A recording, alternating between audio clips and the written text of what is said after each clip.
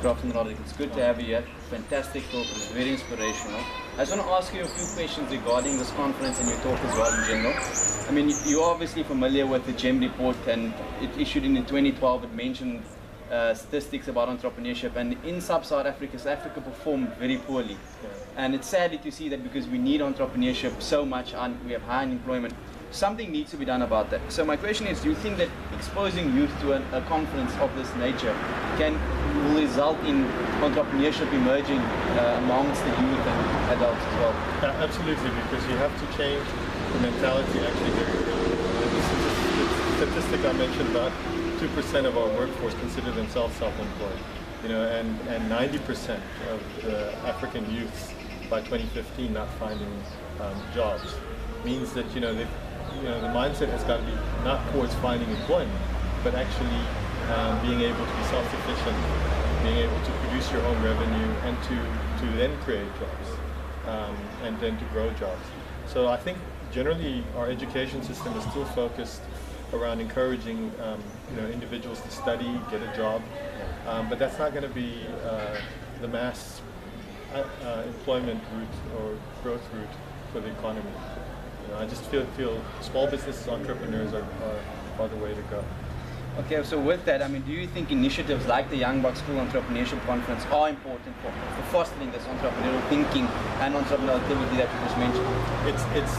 It's actually the means of hope. Because if kids that might not even do well academically at school, if they have an opportunity to get into, start a small business, if they've got the hope of actually being able to fend for themselves and create opportunities, which is open to anyone, and that's what's great about freedom and democracy.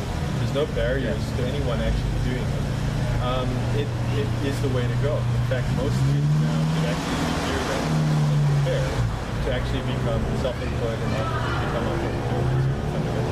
And I mean, this is, I think, also where a long-term program is so vital, because you also mentioned that point about investing in yourself.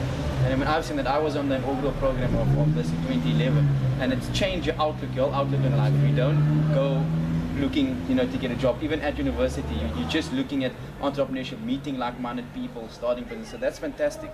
And I mean, on that, what do you think of the fact that the provincial government Department of Economic Development, Tourism, and organizations like the Cape Chamber of Commerce are joining this initiative? I think this is something that all, both in the public and private sector, we really understand that we cannot just expect young adults to suddenly understand what life is really about. We've got life orientation at school, but we actually need this as a form of education much earlier on. Even in leveraging from throughout the 12 years of schooling. If the mindset has changed, and young kids come out and they actually become more confident, self-sufficient. If they start acquiring those skills early in their teens, in particular, then they won't be worried about the future when they're in their 20s. Definitely. Last question: what do you think of the fact that a private individual, in this case Alexander McLeod, to a private company, in this case Young Bucks, are making their business to foster entrepreneurial thinking and initiate entrepreneurial activity among high school learners? I think this is the one thing why it's important. We've supported Alex from a long time, endorsed it, and actually saw value in the program early. And that's because it's actually run. Most of the things that can't be run from on top of the mountain.